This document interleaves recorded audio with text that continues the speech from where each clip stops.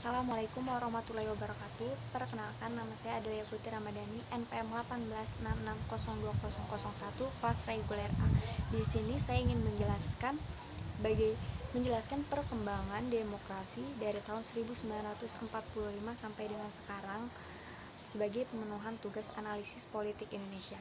Jadi, menurut saya demokrasi adalah suatu bentuk pemerintahan di mana semua warga negara Indonesia memiliki hak yang setara dalam pengambilan keputusan dalam mengubah hidup mereka yang akan datang. Jadi, dalam sejarah negara Republik Indonesia yang telah lebih dari setengah abad, perkembangan Indonesia itu telah mengalami pasang dan surut karena masalah pokok yang dihadapi oleh bangsa Indonesia, yaitu bagaimana meningkatkan kehidupan ekonomi dan menghubungkan dengan kehidupan politik dan sosial yang demokrasi dengan masyarakat yang beraneka ragam budaya. Jadi seiring berjalannya waktu, demokrasi di Indonesia itu mengalami perubahan dan perkembangan. Jadi semenjak Indonesia merdeka dan menjadi negara NKRI dan negara kesatuan, mereka tuh menganut sistem pemerintahan demokrasi di mana kedaulatan berada di tangan rakyat dan juga dalam pelaksanaan dilakukan oleh MPR. Jadi dalam artian Indonesia itu menganut sistem demokrasi perwakilan. Berikut ada 4 pembagian perkembangan demokrasi dari tahun 1945 sampai dengan sekarang. Yang pertama ada demokrasi parlementer. Jadi pada demokrasi parlementer ini terjadi pada periode 1945 sampai 1959. Jadi masa demokrasi parlementer ini lebih menonjolkan demokrasi serta partai-partainya. Pada masa ini, kelemahan demokrasi parlementer itu memberpeluang untuk dominasi partai-partai politik dan DPR. Akibatnya, persatuan yang digalang selama perjuangan melawan musuh bersama menjadi kendor dan tidak dapat dibina menjadi kekuatan konstruktif sesudah kemerdekaan.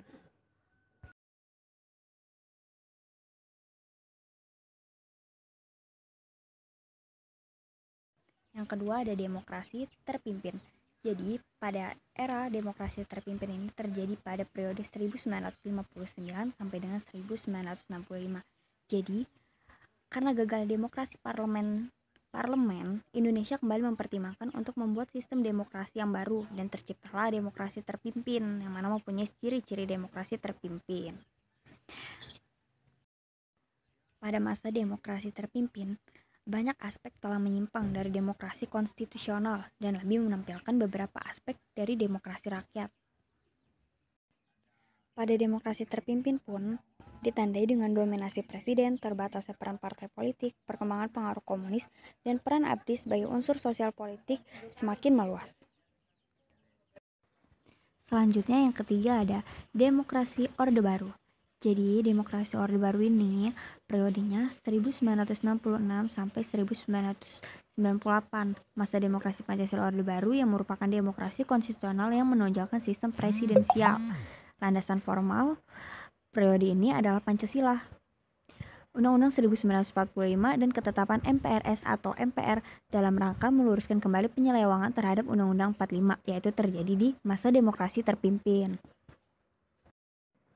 Pada demokrasi Orde Baru ini, namun dalam perkembangannya, peran presiden itu semakin dominan terhadap lembaga negara yang lain. Jadi melihat praktek demokrasi pada masa ini, nama Pancasila itu hanya digunakan sebagai legitimasi politik penguasa saat itu, sebab kenyataannya yang dilaksanakan tidak sesuai dengan nilai-nilai Pancasila. Lalu yang terakhir ada demokrasi era Pancasila. Reformasi Pancasila terjadi pada periode 1999 sampai dan sekarang. Masa demokrasi Pancasila era reformasi dengan berangkat pada kekuatan multipartai yang berusaha mengembalikan perimbangan kekuatan antar lembaga negara, eksekusi, legislasi, dan yudikatif. Jadi pada masa ini peran partai politik kembali menonjol sehingga iklim demokrasi memperoleh nafas baru. Pada era demokrasi ini, jikalau esensi demokrasi adalah kekuasaan di tangan rakyat, maka praktik demokrasi tak kalah pemilu memang demikian. Namun dalam pelaksanaannya, setelah pemilu banyak kebijakan tidak berdasarkan pada kepentingan rakyat, melainkan lebih ke arah pembagian kekuasaan antar presiden dan partai politik dalam DPR. Jadi, dengan lain, perkataan model demokrasi era reformasi dewasa ini kurang berdasarkan pada keadaan sosial bagi seluruh rakyat Indonesia atau welfare state. Sekian penjelasan tugas dari saya. Jika ada salah, saya mohon maaf, dan kepada Tuhan saya mohon ampun. Sekian dan terima kasih. Wassalamualaikum warahmatullahi wabarakatuh.